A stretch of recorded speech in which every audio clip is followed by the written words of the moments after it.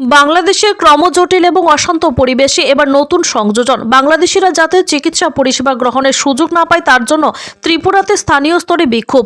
দাবি উঠল, পাকাপোক্তভাবে চিকিৎসা পরিষেবা প্রদান না করার ব্যাপারে সিদ্ধান্ত গ্রহণ করতে হবে। যতদিন এগিয়ে চলেছে বাংলাদেশের পরিস্থিতি ততই ক্রমান্বয়ে জটিল আকার ধারণ করছে। এই ক্রমজটিল পরিস্থিতির আবহে এবার নতুন করে গোটা দেশ জুড়ে বিভিন্ন রাজ্যের স্থানীয়রা দাবি তুলছেন, কোনোভাবেই যাতে বাংলাদেশিদের ভারতবর্ষের কোনো জায়গায় চিকিৎসা পরিষেবার সুযোগ প্রদান করা না হয়। এখানে উল্লেখ করা প্রয়োজন, দীর্ঘদিন ধরে ভারতবর্ষের কলকাতা, হায়দ্রাবাদ, ত্রিপুরা সহ বিভিন্ন জায়গায় বাংলাদেশিদের চিকিৎসা পরিষেবা গ্রহণ করতে দেখা যায়।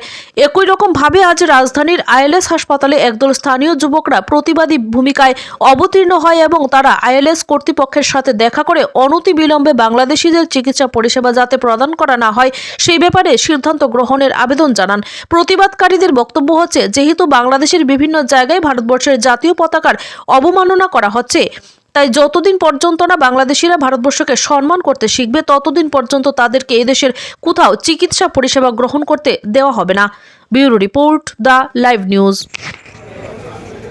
বাংলাদেশে হাসিনা সরকারের পতনের পর থেকেই যে ক্রমাগত সনাতনীদের উপর আক্রমণ হচ্ছে আমরা এটা সবাই জানি, কিন্তু গত 3-4 দিন আগে থেকে যেইভাবে আমাদের দেশের জাতীয় পতাকাকে বাংলাদেশে অবমাননা করা হচ্ছে, বিভিন্ন স্কুলের সামনে আমাদের পতাকাকে রেখে তারা এর উপর দিয়ে হাঁটাচলা করছে।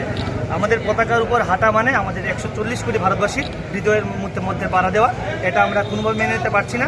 তাই ভারতবাসী হিসেবে আজ আমরা আইএলএসে এসেছি। আমরা বাংলাদেশি যারা রুগীরা আছে তাদের পরিষেবা বন্ধ করার জন্য। আমরা দেখেছি কলকাতাতেও একটি হসপিটালে ওনারা বলেছে বন্ধ করার জন্য, এবং ওনাদের একটা হেল্প ডেস্ক ছিল বাংলাদেশের, সেটাও আমরা খুলিয়েছি।